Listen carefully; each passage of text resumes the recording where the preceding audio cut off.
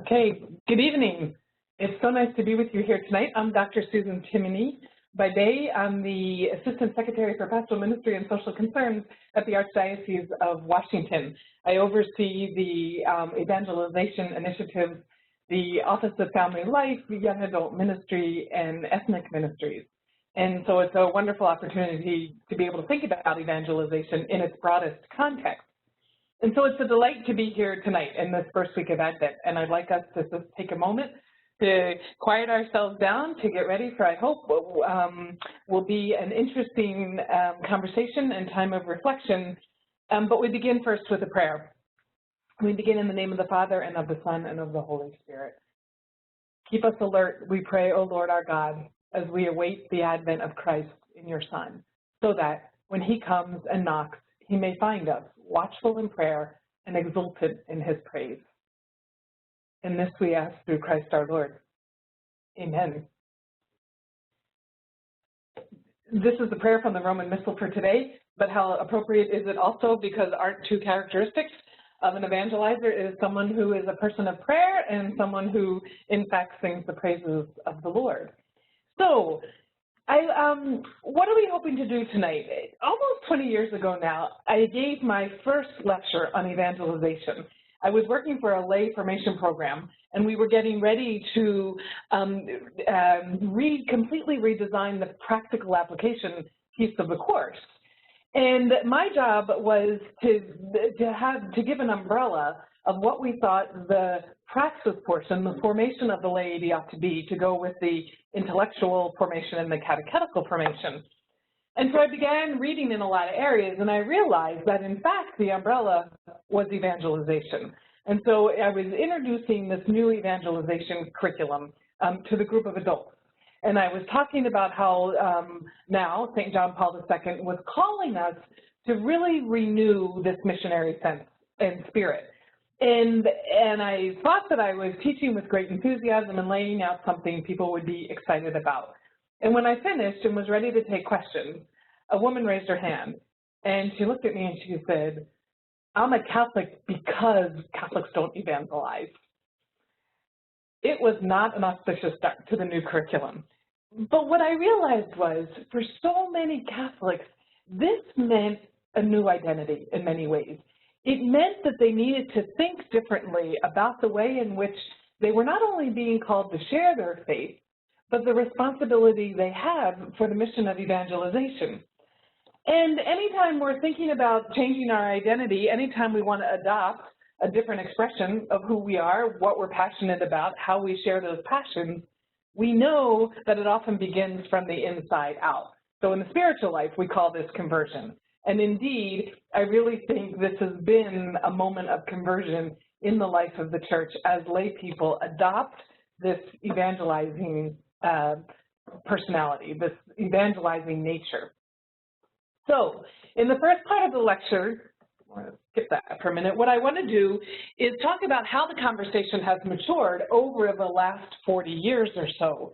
We know that this renewal of the evangelizing mission of the church, in fact, was one of the great fruits of the Second Vatican Council. Not long after the council, Pope Paul VI called a synod of bishops. We've become very familiar with synods, having most recently finished the first stage of the Synod on the Family. This was a synod of bishops to look at evangelization. And he wanted to be able to take some of those seeds planted at the Second Vatican Council and have the bishops come together to open these up for the life of the church. And he identified 3 core questions in 1974. These were the questions that were going to, in fact, eventually guide the writing of Evangelii Nuntiandi. The first is, in our day, what has happened to the hidden energy of the good news, which is able to have a powerful effect on man's conscience? Secondly, to what extent and in what ways is the evangelical force capable of really transforming the people of this century? And then thirdly, what methods should be followed in order that the power of the gospel may have its effect? Now, on the one hand, we can look at these questions and be somewhat depressed and say, here we are in a new century, and we're still asking the same questions that we asked in the last century. But I think it's more precise to say that we're asking the deeper questions that are the fruit of 30 years of reflection. So, for example, we know that it was Paul VI in that wonderful document on evangelization, Evangelii Nuntiandi, that reaffirmed and reawakened the evangelizing nature and spirit of the church, that began to break open in this time and in this place. How is the church being called to evangelize?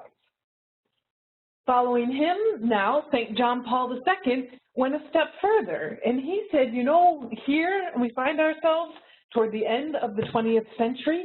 We know that there are three distinct fields that call for a new evangelization, an evangelization that's different from that missionary spirit that first took the good news to people and lands who had not heard it.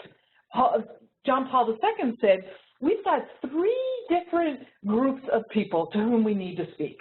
First, obviously, the church is going to continue to take the good news to the unchurched, to those people who have never encountered Jesus Christ, and to introduce them to the risen Christ. Secondly, there's another group who were evangelized, but for many reasons were no longer active in the practice of the faith. We live with some of these people, we work with many of these people, we know many of these people in our circle of friends, and we know that there's varied reasons for their inactivity, both in their personal relationship with the Lord and in their active participation in a community of faith. The third group that he identified, and that's who we're going to spend a lot of time reflecting with, talking about this evening, is the group that have been evangelized but are not evangelizers. These, in many cases, are indeed the people that we sit with in the pews at church on Sunday, right? For many of us involved in pastoral ministry, this is that we're really trying to work with, to be able to adopt that personality of what it means to be an evangelizer, to be a missionary apostle for the 21st century. So it was John Paul II that added to this renewal of the evangelizing nature of the church this recognition that we've got three large groups of people to whom we're speaking, and we need to speak to them in different kinds of ways, right? We need to use different language with those who have never had an encounter with the risen Christ versus the kind of language we can use when we're inviting inactive Catholics to reconsider the power of the sacrament of reconciliation, to reconsider the graces that can come from active participation in Sunday Eucharist.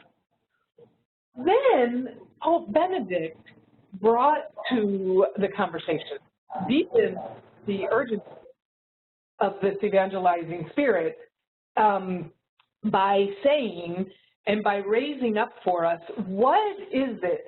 How is the culture impacting people's ability to hear the gospel and to hear the good news? How do we interact with, how do we engage an increasingly secularized culture with the language of philosophy, with the language of faith, most importantly, with the relational language that is the gift of Jesus Christ? Pope Benedict raised up for us that the beauty of the liturgy, the beauty of art, the beauty of the faith in and of itself can attract people to want to know more, to want to re-explore the church they may have left. And then, of course, he matched the beauty of the liturgy, the gift of knowledge that can come through a relationship with Jesus Christ, with the practice of the faith, with the revelation of God's love and mercy and compassion. And then we come to the pontificate of Pope Francis, who absolutely in Evangelii Gaudium has also introduced us to maybe the most deeply descriptive definition of what it means to be a disciple, or what it means to be an evangelizer, by calling us missionary disciples. And we're going to talk about that a little later in our time together. So what I want to do tonight is focus on one particular aspect in two ways. I want to focus on the question of the laity's role in the church's mission of evangelization in the 21st century.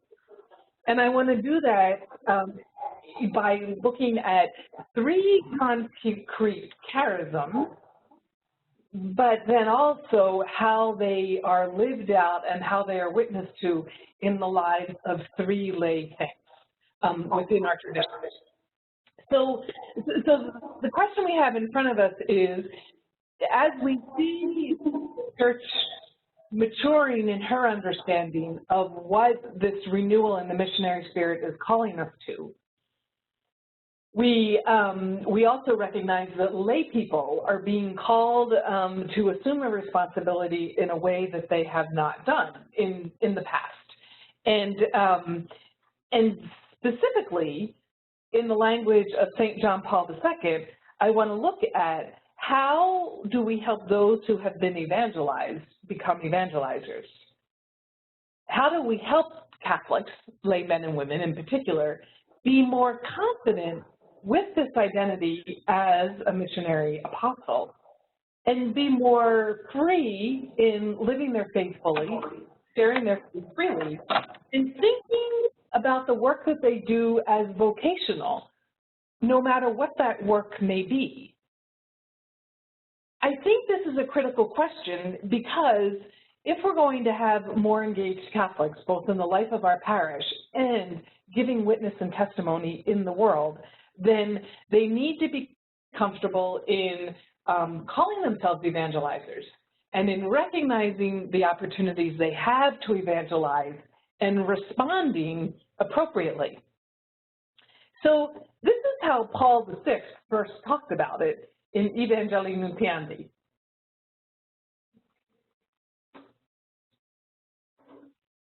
And we're going to advance the slide here. Here we go. He talks about witness in this way. Above all, the gospel must be proclaimed by witness. Take a Christian or a handful of Christians who in the midst of their own community show their capacity for understanding and acceptance, their sharing of life and destiny with other people, their solidarity with the efforts of all for whatever is noble and good. Let us suppose that in addition, they radiate in an altogether simple and unaffected way their faith in values that go beyond the current values, and their hope in something that is not seen and that one would not dare to imagine. Through this wordless witness, these Christians stir up irresistible questions in the hearts of those who see how they live. Why are they like this? Why do they live in this way? What or who is it that inspires them? Why are they in our midst? Such a witness is already a silent proclamation of the good news and a very powerful and effective one. So here, what Paul VI lays out for us is this sense that first and foremost, Christians are witness. That's one of the most ancient, identities we have of baptized men and women, that we are witnesses to the good news, that we witness to the presence of the risen Christ in our own lives and in the life of the world. And I think he captures here, this great sense of Paul. Another way we often hear this kind of witness summarized is you need to be ready to give reason for the hope that is yours. But what he's reminding us of is that people watch and people listen, and people indeed are attracted to us by attitudes, by the way we live, by the things that we're passionate about, by how we choose to spend our time. And in many, many cases, they want to know more.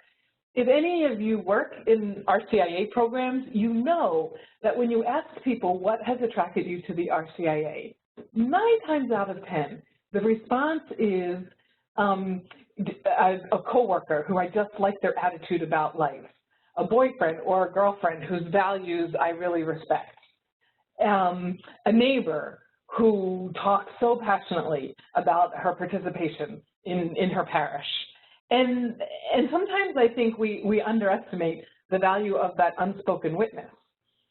I want to say here, and I think we'll come back to it in a little bit, that I also think that we Catholics have a great challenge, because in many talks on evangelization, when we get to this point, people love to quote that wonderful quote from St. Francis of Assisi, preach the gospel at all times, and if necessary, use words. And it is a beautiful saying, and it captures this idea that our witness can be spoken and unspoken. But I think for we who are Catholics, we're really challenged to use words. We are not nearly as comfortable to actually actively engage in conversation, to actively go out and invite people to come and to join us. And so I always like to say that as Catholics, we look a bit more like the Secret Service of the evangelizing mission than we do the actual evangelizers, because we tend to let our institutions talk for us. We tend to assume that people know what being a Catholic is about, and so gosh, if they have questions they're going to ask, or there's not much more that needs to be said. And we're not always quite as comfortable in being able to bring alive for people our relationship with Jesus Christ. To say, I'd love for you to come and experience the beauty of our liturgy, the wonderful music at our parish, this opportunity that we have to go out and to bring jackets to those who are living on the streets, or to make sure that they've had some food today. And so I would like to see us lay aside this idea of being able to be silent witnesses and to focus on being actively engaged in word and in deed. And so that silent witness is matched by the ability and the confidence and the desire to want to share our faith. Before I move to the second section, which is going to look at, okay, so what are these common characteristics of an evangelizer, it might be good just to take a minute to stop to see if there's any questions or comments. People can either type their question, or we can put you on speakerphone and you could share your question.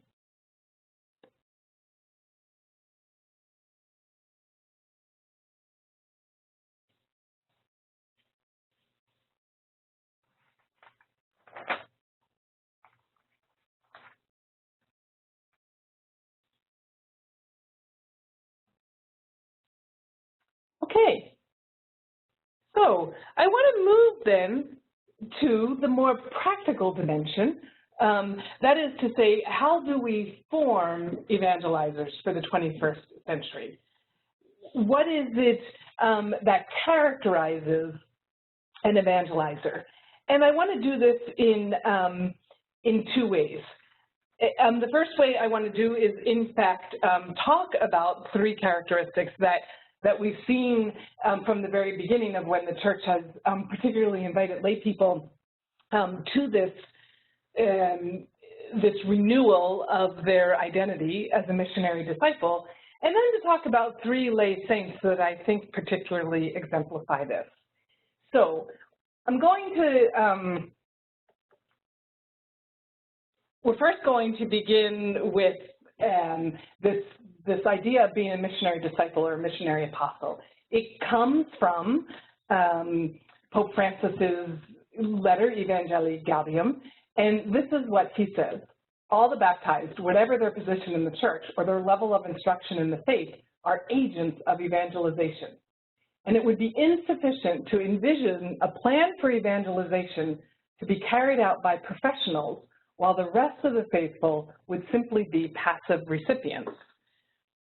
The idea behind this is a common one now, right, 40 years after the Second Vatican Council, the great work that was done in reminding lay people that baptism calls us to full and active participation in the mission of Jesus Christ. That because we've been baptized, we can adopt, we can take on this identity as a missionary disciple. We're disciples because indeed we're followers of Jesus. The language that I like that comes from the Palatine charism of the Catholic Apostolate Center adds this idea of disciples, but also apostles, because not only were the 12 called to go, they were given the mandate, the specific mandate, right, to go and to preach the good news and to baptize in the name of the Father and of the Son and of the Holy Spirit. And so we see that mandate that became the mission, the charism of clergy. In a number of other places in Scripture, we see this mandate to go and to share the good news being given to lay people as well. One story that comes to mind almost immediately for people is the story of Jesus' encounter with the woman at the well. And it ends by him specifically saying, go and tell others of your experience of me.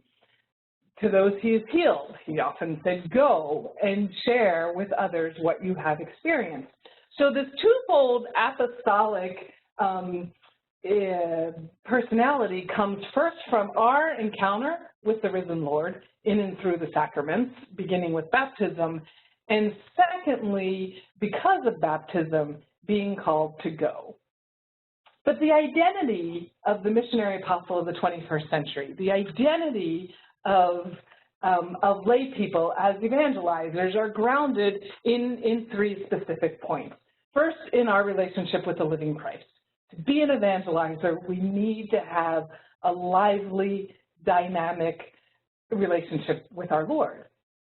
So the first distinctive charism that brings, and I think this is particularly important in the life of the Catholic Church, is first and foremost, as evangelizers, we recognize that we're called to ongoing conversion.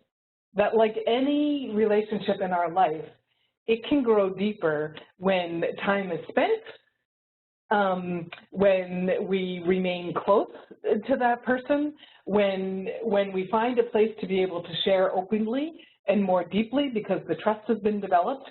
And so the first and foremost in an evangelizer is a person who is attentive to their ongoing conversion. Secondly, we want to recognize that the apostolic dimension of our discipleship, this idea that we're apostles, is because we have this opportunity as lay people specifically to evangelize at home, on the job, in the world, at the parish. I think in reflecting over the last 40 years of the implementation of the Second Vatican Council, I would have to say a lot of attention was given to the role of the laity in the life of the local church in the parish. We know that parish councils was one of the fruits that came from the synods following the Second Vatican Council. We know that indeed the recovery of the universal call to holiness was another great fruit. I think you would probably agree with me that a lot of the attention, a lot of the energy was focused on lay people's participation in the parish. And now, in many cases, we have dynamic parishes where lay people are active and growing in the faith and contributing to the local church. And this is by far a very good thing. I think the time has come, and I think Pope Francis in particular is really challenging us now to say, we have formed people to be catechists, we have formed people to be parish leaders, we have terrific programs of formation for active participation in the sacraments, in our charitable works as a parish, in our catechetical ministry. But now's the time to prepare people and to encourage people to go out into the world, to be apostolic in looking at the way in which they celebrate their faith beyond the parish, in the neighborhood, out in the world. And this, I hope, is going to be the fruit of the next, 5, 10, 15 years of breaking open and diving more deeply into this renewal of the missionary spirit of the church. So in baptism, what do we learn? We learn that the three fundamental charisms of a disciple and a missionary apostle are the priestly, the prophetic, and the kingly charism. This is what we're anointed to be in baptism, and this is where our life as a missionary disciple or apostle begins. And so what I want to do is to be able to look at those three charisms in a bit of detail linked to a particular lay saint. So the first one we want to look at is that a missionary disciple is priestly. And here I'm using the saint and doctor of the church, Catherine of Siena. Now, I hope you know that Catherine, in fact, was a lay woman, though she's often depicted dressed in the garb of a Dominican, because she indeed was a third order Dominican, and at that time, they were invited to be able to dress in Dominican habit, even though in Catherine's case, it was a group of women called the Monteletti, mostly widowed women. Catherine was an exception to that. She joined as an unmarried young adult, really, to do charitable works in town. So through Catherine, I want to look at what do we mean by the priestly charism of the missionary disciple. And I think what we mean by it is that what Catherine showed us is it's possible to be a mystic and an activist. Often we tend to separate the contemplative life from the active life. And one of the reasons that Catherine was not only named a saint, but a doctor of the church by Blessed Paul VI in 1976 as, again, a fruit of this renewal of the universal call to holiness, is because Catherine so married her love for the Lord with her love for her neighbor. Catherine said this: the more I come to know God, the more I come to know myself. And the more I come to know myself, the more I come to know God. And what we see in that nugget, that the first identifying marker of the missionary apostle is that their self-identity is grounded in their experience of being a son or daughter of God, and grounded even more so in that baptismal experience of being anointed to be a disciple. Now, Catherine was unique because by the age of 6, she had this very intense spiritual life. She had deep reverence for the real presence of the Eucharist. She, for a long time, had hoped that she was being called to the life of a contemplative. Interestingly enough, she didn't want to join the convent. Her idea was that she would be able to create a cell in her home and remain in that cell adoring the Eucharist and leaving her house only to go to church. There's a beautiful dialogue in her in the book of her life called The Dialogue, in which God says to her, Catherine, you'll never love me with the love that I have for you because you're not capable of that. But you can show your love for me in the way in which you love your neighbor. And so I'm calling you, Catherine, to leave this cell and to go out into the world and to show your love for me by loving your neighbor. At first, Catherine was devastated. She thought that this intensity and this closeness of a relationship with the Lord would be broken if she had to leave the quiet of the cell and go out into the world. And she discovered two things that I think are critical to any sense of what it means to be a missionary disciple. The first she discovered was that she carried the Lord in her soul, right, and in her heart, and that she could be present to the Lord while being out in the world. And so the nourishment of her time in front of the Blessed Sacrament enabled her to recognize that she was never not with the Lord. So that was the mystic part that could still be developed and cultivated. But then the second part that she recognized was indeed her love was tested by the people that she encountered and what they asked of her and what she desired to give. And so in another place she talks about, my pride was tested by the proud, my patience was tested by those who were impatient, my hope was tested by the people I encountered who were hopeless. And so it became very evident to her that she was able to bring the Lord and to bring the love of the Lord in ways that she would never have imagined. What makes her, I think, a good example of this priestly charism is that this idea that she was always with the Lord and that her identity and how she looked to come to know herself was absolutely grounded in God. But secondly, she did not lose a life of intense prayer, but rather the rhythm of the life of the church and the sacraments became the very rhythm of her life. And so I think for we in the 21st century, particularly for we lay people, we see in and through Catherine her ability to love deeply, to love generously, to love some of the people who are most difficult to love came from her life of prayer. And it was her life of prayer that then nourished her in order to be able to go out and to continue to serve. So we are, as lay people, called to a very prayerful relationship with the Lord. So developing in people a commitment to regular, serious, deepening prayer with the Lord, both vocal prayer and contemplative prayer.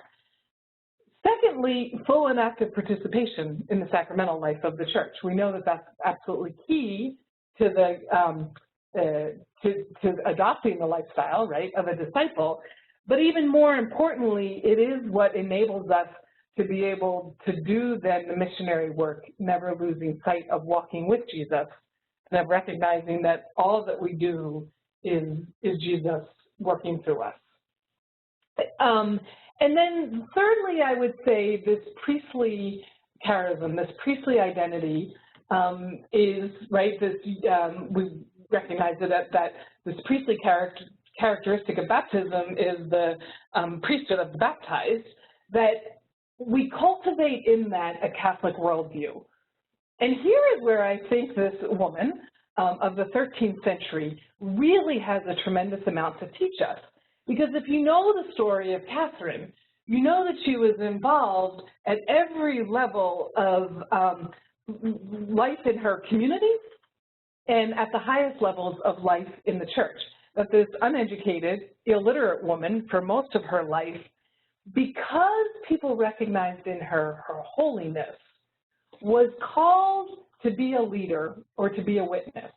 First, she was called, she lived during the time of the plague, and so the Mattelette, one of their outreaches, we might call it today, was to take care of people who were suffering from the plague. So she put herself, much as we know of people ministering to those with Ebola today, put herself in great danger in caring for people who many did not want to care for. So that was being, working at the local hospital, taking food to families she knew were having trouble being able to feed themselves or feed their children. But then she also lived at a time that there was great political unrest. And because of this holiness, because of this commitment she had to live the faith fully, she was asked to take on the role of peacemaker. And so she actually forged peace between some of the warring factions in the Italian city-states around Siena and in the area that she lived. And what's interesting about this is they were all Catholic, and so she was calling Catholics to live the faith fully and to practice the faith by finding pathways to peace. This ability to be able to be a peacemaker called attention to her by leaders in the church, by local bishops, by priests, and at that time, the French cardinals were trying to establish the papacy in Rome. Pope Urban was weak and ineffective as a leader, and it was Catherine who began to write to him to establish a relationship, to say, you need to take charge. You need to live your faith fully. You need to be a witness to us of what it means to live the faith fully. And here she was called to be the emissary to the Pope, to be able to give him the strength to pray with him and to call him to not allow this, this desire to want to reestablish the papacy in France to take hold, but to come back to Rome and to be able to call the church back to unity and to strength. Many people say that Catherine's time is a mirror of our time in the life of the church today. And so for this reason, I think that her message has quite a contemporary feel to it. But what I like about Catherine is that she shows us there is a place for lay people in every place in society, and to real prophetic leadership also in the life of the church. And so what it means then to practice this priestly charism of the missionary apostle is first and foremost a robust life of prayer. Secondly, full and active participation in the sacramental life of the church. And thirdly, nurturing a Catholic worldview. And what I mean by nurturing a Catholic worldview is that when we have to decide how we feel about certain issues facing our neighborhoods, facing our communities, facing our country, the place that we look to come to the best answer is within the context of Catholic teaching, within that broad context of Catholic philosophical foundations lived out in Catholic social teaching, in this Catholic worldview. I think sometimes we underestimate the power of a worldview that is so positive, that's so hopeful. Hopeful because we know that we've been saved and that we're making our way toward heaven, that what happens here on earth isn't the end of the story. Hopeful because we always protect the dignity of the human person, and that we have this ability to balance the right of the individual with the common good of society. And so here we see that affirmation that the preaching of the good news in the context of the Catholic faith has something to offer people, whether they be believers or not. And that in fact, our evangelization is first and foremost to preach that good news and to invite, but not insist, that people come to believe it. But even if they don't come to believe it, we believe it has a powerful and positive effect in the life of the community. And that is really important here in the early decades of the 21st century. And Catherine shows us both concrete ways of doing that, but that vision that we're called to be mystics and we're called to be activists. Moving from the priestly characteristic, we move to the prophetic characteristic. And here I want to raise up another Italian. I'll say it flat out. We have 3 Italians tonight. I'm not sure why that is. I thought they were the 3 lay people that best personified what I wanted to do. And as it turns out, all Italian. So this is Pier Giorgio Frassati. Pier Giorgio was an Italian who was born in 1901, and he died at the age of 24. And so he was a young adult, right? And St. John Paul II beatified him and called him a man of the 8 Beatitudes. And so I chose Pier Giorgio, one, because we see the power of witness even in someone so young as Pierre, who died at the age of 24, but also because he was someone who stayed within the context of the community in which he was raised, and he was someone who consciously adopted this evangelical charism and lived it to the full in extremely ordinary kinds of ways. First, it ought to be said that he was raised in a very wealthy and powerful family in northern Italy. And his parents were not particularly practicing the faith, certainly not in a lively kind of way.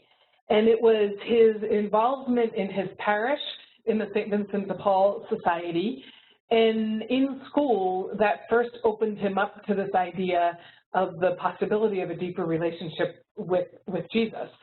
I want to begin with the quote here. This was a quote by, it's a litany, written by his sister, I believe. And this is how she describes Pier Giorgio: loving son and brother, support of family life, friend of the friendless, most Christian of companions, leader of youth, helper of those in need, teacher of charity.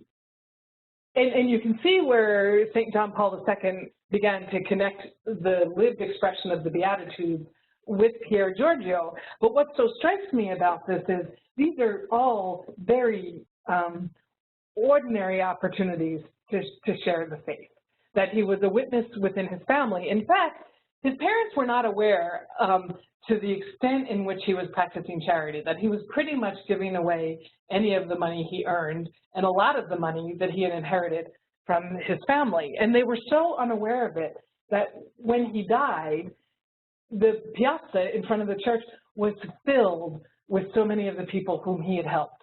And they had no idea where these people came from, but that secondly, all of them knew him by name and knew of his death. And so what Pierre shows us is this witness dimension of what it means to be a missionary disciple is absolutely responding in love to the events that make up the daily events of our life, to the encounters that we have with family members, to the encounters that we have with coworkers, to the encounter that we have with friends, and particularly in Pierre Giorgio's case, to the encounter that we have with those who are most vulnerable. This is what he said. Every one of you knows, this was the speech he was giving to a group of high schoolers. Every one of you knows that the foundation of our religion is charity. Without it, all our religion would crumble, because we would not be truly Catholic as long as we did not carry out, or rather shape our whole lives by the two commandments in which are the essence of the Catholic faith, to love God with all our strength and to love our neighbors as ourselves. And here is the explicit proof that the Catholic faith is based on real love, and not, as so many would like, in order to quiet their consciences, to base the religion of Christ on violence. I left that last line in. I need to do a little bit more work on that because it's a funny juxtaposition to charity. But I like that first part of the quote where he recognizes, like Catherine, that in order to love God, we've got to be able to share that love. But the power of his witness is that really, in the 24 years in which he lived, he was called to live his faith in extremely ordinary ways. But those ordinary ways became extraordinary as people saw both his love for God and his incredible generosity. And so for this, I chose him to be a model of this witness dimension. I think with any of these three saints, you're going to see that, in fact, they lived the priestly, prophetic, and kingly charism all together. And so by assigning them for the purposes of this reflection tonight is simply to say we can raise up one dimension, but that one dimension would not exist unless the other two dimensions are there as well. And I hope that you see that as we begin to talk about their lives. So what does it mean to live this prophetic witness in the 21st century? First, it is people who can give reason for the hope that is ours, or reason for the hope that is yours, right? Can we give witness and testimony to the power of God's love in our own life and invite people to have that experience in their lives? Secondly, as I said earlier, there is this great power to give witness in word and or deed, that we express hope both in the way that we live our lives and in the way that we talk about our relationship with the Lord. And I think we can't underestimate the power of that in a culture today, which in many ways seems to doubt that hope is something worthwhile to place your trust in, that is not sure that there's anything beyond this life in which they could stake their hope, that this ability to give witness to hope is really critical. And then thirdly, Pierre Giorgio seemed to have an enormous freedom to share his faith freely. He seemed to feel quite free to love fully and generously. If it meant, one of the stories they tell is he was an avid mountain climber, and he would like to invite groups of friends to mountain climb. And when he began to notice people lagging behind, he would pretend that he had hurt his leg or that he was exhausted so that he would move as slowly as they did, so that no one would feel left behind, or no one would feel like they were keeping holding others back because of their speed or lack thereof. And so he had this enormous ability to recognize where he could be a companion in a Christ-like kind of way and to respond to that. The third charism, the kingly charism, Here I've chosen Gianna Barrazza Mola. She died in the early 1960s. She died giving birth to her fourth child. She had contracted cancer during the pregnancy, and she and her husband faced a decision of either being able to treat the cancer and most likely lose the child, or not treat the cancer and bring the child to full term. She and her husband decided that absolutely they were entrusting themselves to God, and they were going to do what they could to save both mother and child. She lived to see her baby born and died in the days after that. That in and of itself is a beautiful testimony. There's so much more to her life that not only made beatification is obvious in many ways, but also is a terrific witness for the 21st century, because she was a working mother, and I'll talk a little bit about that in a minute. But I'd like to begin with a quote from Pope Paul VI, because we want to look at both the role of the family in the missionary, the apostolic life of the missionary disciple, and more particularly the work of family and professional life. Paul VI said this: "Lay people whose particular vocation places them in the midst of the world and in charge of the most varied temporal tasks must for this reason exercise a very special form of evangelization. Their primary and immediate task is not to establish and develop the ecclesial community. This is the role of pastors, but to put to use every Christian and evangelical possibility latent but already present and active in the affairs of the world. Their own field of evangelizing activity is the vast and complicated world of politics, society, and economics, but also the world of culture, of the sciences, of the arts, of international life, of the mass media." So we see in Gianna, she had an intense sense of vocation from the time that she was in college. She thought she was being called to be a missionary in Brazil. She came from a family with lots of missionaries, but for a lot of different reasons that failed. And what she realized was she was being called to go to medical school and to become a doctor.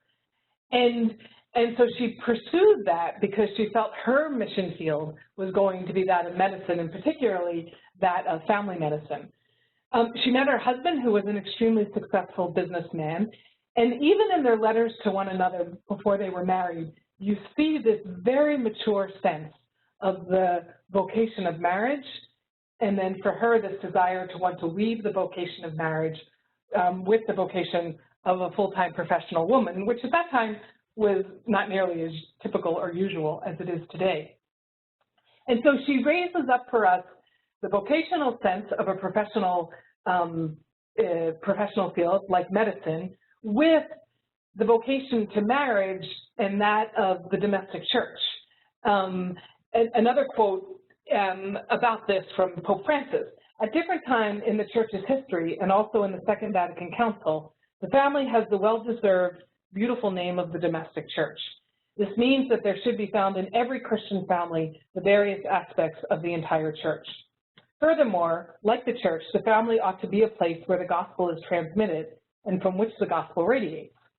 So here we have, first and foremost, many of us, the initial field, missionary field we're called to, is that of family life, that of recognizing that the family is the first encounter with what it means to love God and be loved by God, as well as we often describe the family as the school of love, right? That we learn to be self-giving, we learn to be generous, and from there, we're prepared then to go out into the world and to love. And so what we have in Gianna is this woman committed to the vocation of family life with her husband. Her husband just died recently in the last 2 years or so, and this sense of also being called to the professional life through the practice of medicine. Gianna writes, "Every vocation is a call from God to a particular mission of good for one's own sanctification." And so that she struggled with having to balance so many of the things that so many of us have to balance in our own lives. balance a profession, balance the needs of a growing family, balance the needs of nurturing one's relationship with his or her spouse.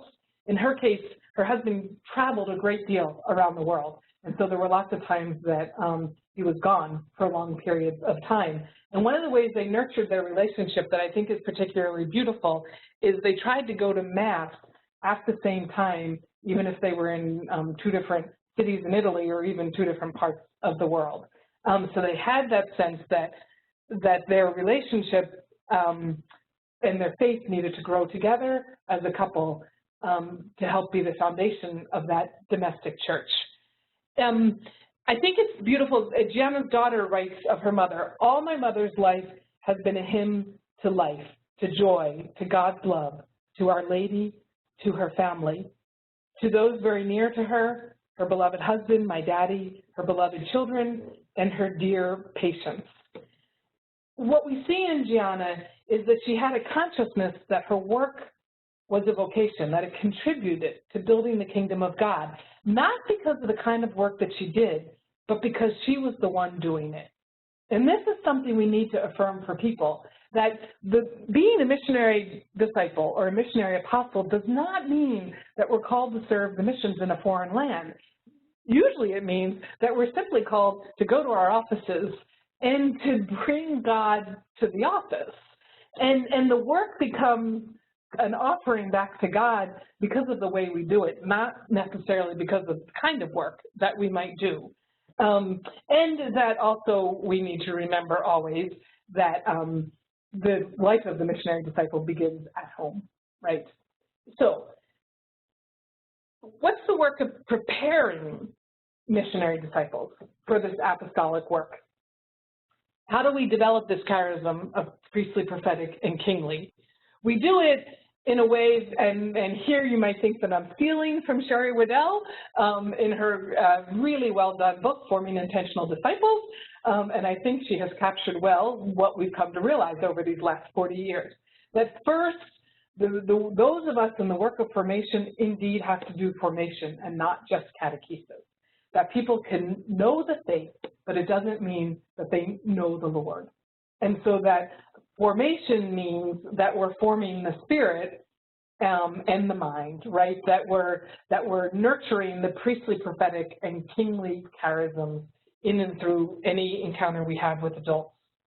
Secondly, that a vocational sense of your life, your family life, your professional life, is not just what contemporary culture likes to call giving back or paying it forward, but rather we do the work because we recognize and we're intentional about the fact it gives us an opportunity to share the love of Jesus and to build the kingdom of God. And so we're not doing it simply to give back, but rather we're doing it because God has called us to be active with him in making his kingdom come alive.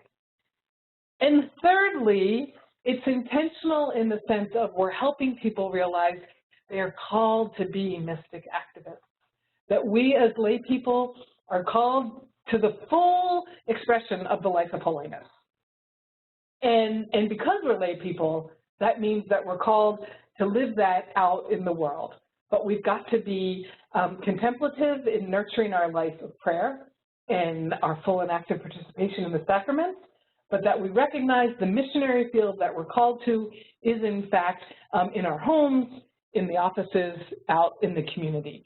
That's where the Lord is relying on us to be apostolic, to go and to give witness to his life.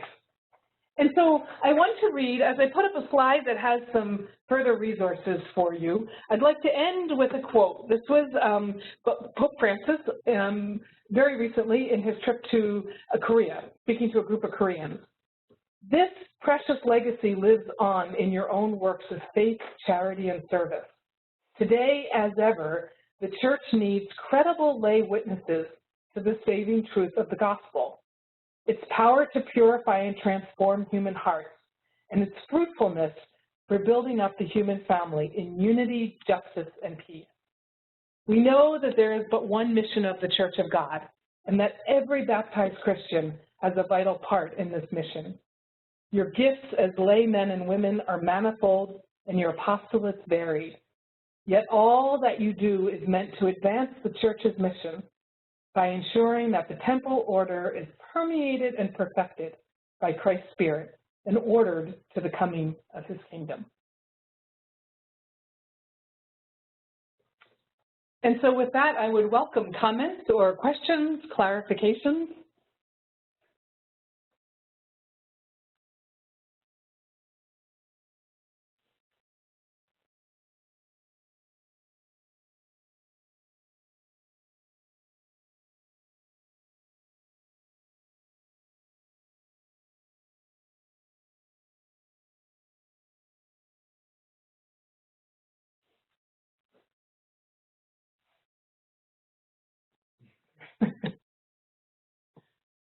We have a group of contemplatives perhaps with us tonight. I'm happy to stay on a little bit longer, but before people maybe need to go on to something else tonight, I simply would like to say that it's been a delight to be here with you tonight and to reflecting. And I hope that we can continue this conversation through the work of the Catholic Apostolate Center and other webinars.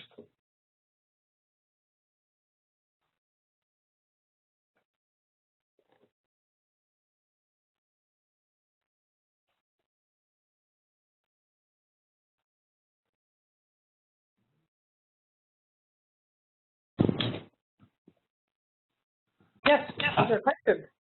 Hi, Susan? Yes. Hi, it's Ed Trendowski. How's it going? Good, Ed. How are you? I'm doing very well, thank you, and thank you for the great presentation. I had a question, and it's more of just to hear your advice. It's of a practical nature. Sometimes questions, I work for the Diocese of Providence. Sometimes questions we get is people want to know how they can, be evangelizers. And so my question was, I posted it in the chat section, since all people are called to evangelize, what is the relationship between lay people and their pastor and ultimately the bishop in the call to evangelization? Ed, thank you for this question, because I realize it brings up something I meant to say earlier, which is Pope Benedict, one of his contributions to this conversation on the role of the laity, in speaking to a group of Roman pastors, he said that laity and pastors are co-responsible for this mission. And what he went on to say was to rightly point out that the primary place of evangelization for our pastors is within the church, is calling people and preparing people, right, for to receive the sacraments and to live that life. And for lay people, their primary field is the places that we don't often find pastors. So at the kitchen table, talking to their kids about why going to Mass on Sunday is important, or in the cubicle or at the water cooler when someone raises an issue about, assisted suicide, or the church's teaching on marriage. And he makes this point that we recognize there are parts of our life where priests aren't typically, or is not their first responsibility, and likewise, though lay people are called to active participation in the life of the parish, the fact is our primary responsibility is to family life and to the world. And so I think if we help people recognize the opportunities they might have, they begin to see that in some cases it's the best place for our priest to take the lead, or it may be the best place for the layperson to take the lead. And so that's one way I help people think about it.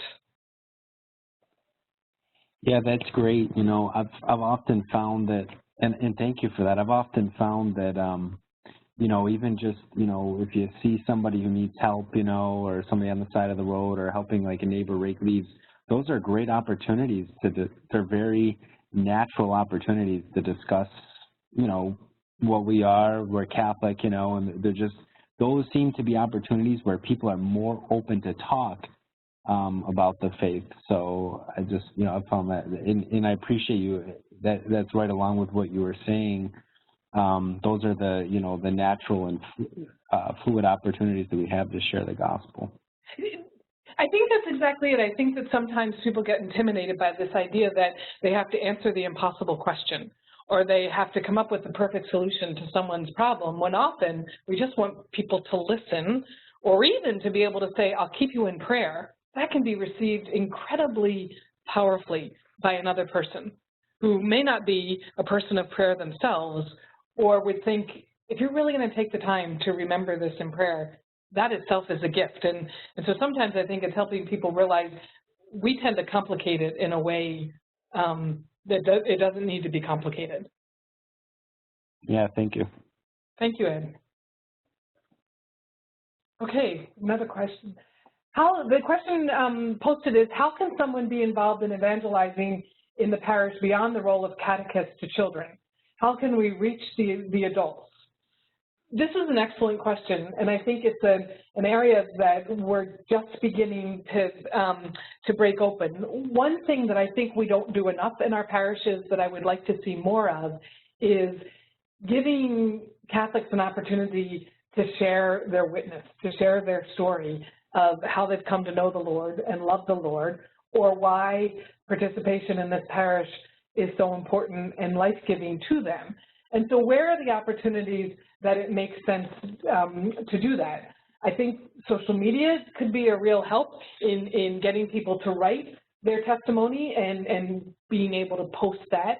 I think taking opportunities when the parish comes together for social events or for prayer services outside of liturgy, inviting people to share their testimony, maybe having a dialogue homily, if appropriate, at a liturgical service that's not the Eucharist, can give Catholics a chance to give that testimony at the parish.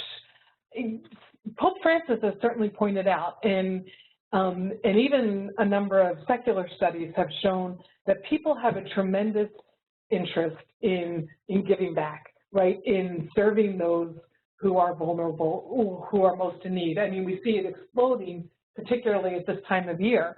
And so I think we have an opportunity to get people involved in our charitable works the parish does, but while they're doing that, to get them engaging in what they're doing and why they're doing it.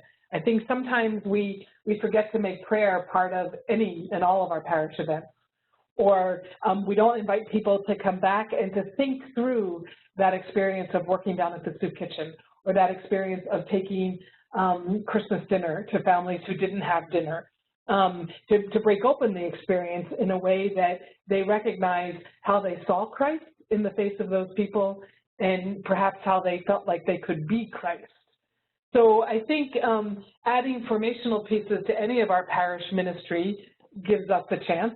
I would love to see our parishes, and this is talking from my own experience here in the Archdiocese, we don't have enough adult faith sharing groups or enough adult catechetical groups, right, where adults can come together to learn the faith, and in the process of learning the faith, to share how they're learning, how they're adapting what they're learning in their own lives, how it sounds challenging, and they're working through some of those hard teachings.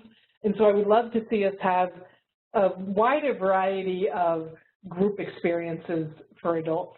I think that's a place that we can grow. So they would be the two, giving Catholics a chance to give witness at the parish, and then having more opportunities for adults to come together to share faith. And one of the things that I think is important to say because of this too is this is going to be the work of a generation, right?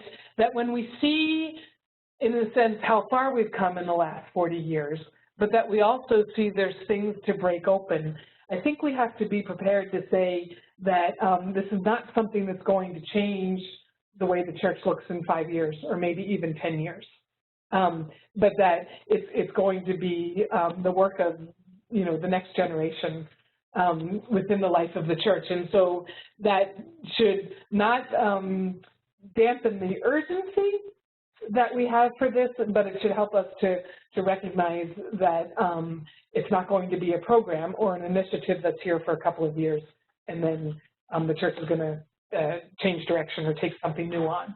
That we recognize it's going to be a slow change of how we experience parish life and how Catholics adopt their mission. and live it more fully.